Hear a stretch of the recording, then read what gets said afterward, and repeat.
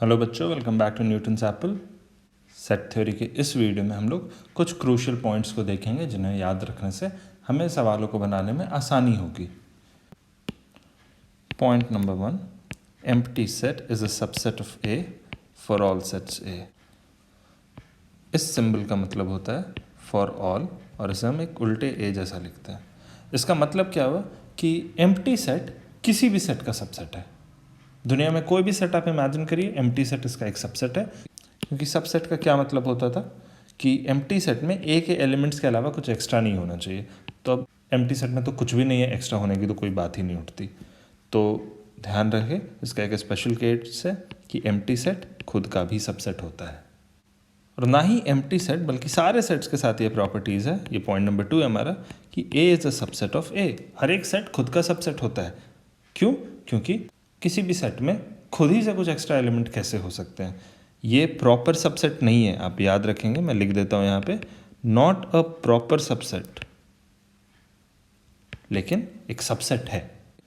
तीसरा पॉइंट हमारा क्या है कि ए का यूनियन अगर हम एम्प्टी सेट के साथ कर दें तो हमारा ए ही आता है फाइनली। क्यों? क्योंकि ए में हमने और क्या क्या एलिमेंट्स डाले, तो एम्प्टी सेट के एलिमेंट्स कुछ भी नहीं डाला तो ए ही रह गया।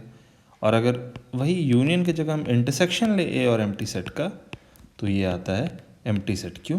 क्योंकि कौन से एलिमेंट्स ऐसे हैं जो कि ए में भी हैं और एम्प्टी सेट में भी हैं। तो एम्प्टी सेट में खुद ही कोई एलिमेंट नहीं है, तो ऐसा एक भी एलिमेंट हम नहीं खोज सकते जो ए और एम्प्टी सेट दोनों में हो, और hence the resultant set is empty itself. पांचवा पॉइंट क्या है हमारा कि if A is a subset of B, A B का एक सबसेट है, तो ए यूनियन बी करने से हमें बी ही मिलेगा। क्योंकि ए किसी भी नए एलिमेंट्स को नहीं डाल रहा है इस यूनियन में।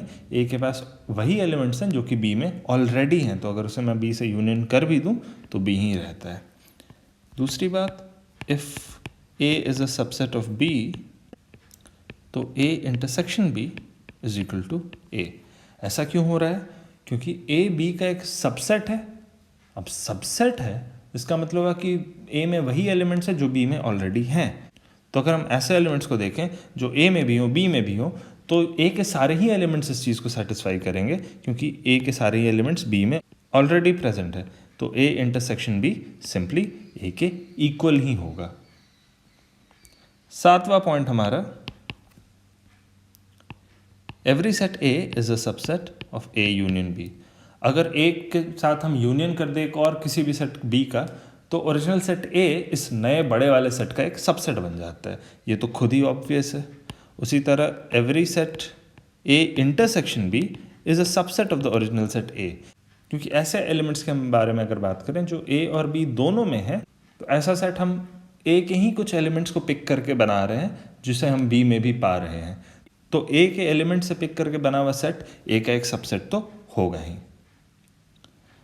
नौवां पॉइंट हमारा, if A is a subset of B and B is a subset of C, then A is a subset of C. अगर ए बी का एक छोटा पार्ट है, बी एक बड़े सी का एक छोटा पार्ट है, तो ए सी का एक छोटा पार्ट होगा ही। इसी को हमने ऐसे यहाँ पे लिख दिया है, ए बी का सबसेट है और बी सी का सबसेट है, तो ए सी का सबसेट होगा ही। और जो 10वां और आखिरी पॉइंट हमारा वो है, A intersection B is a subset of A union B. ऐसा क्यों होता है? अगर मैं छोटा सा प्रूफ यहाँ लिखना चाहूँ तो मैं देखूँगा कि A intersection B is a subset of A. ये तो इस पर्टिकुलर पॉइंट नंबर 8 से हमारे पास आता है। और A is a subset of A union B, ये पॉइंट नंबर 7 से हमारे पास आता है। और फिर अगर 9th स्टेटमेंट को हम ध्यान से देखें, A is a subset of B, B is a subset of C, यहाँ पे A intersection B is a subset of A और A is a subset of A union B, तो हमें मिलता है A intersection B must be a subset of A union B. इन 10 points को आप भूलना अफोर्ड नहीं कर सकते।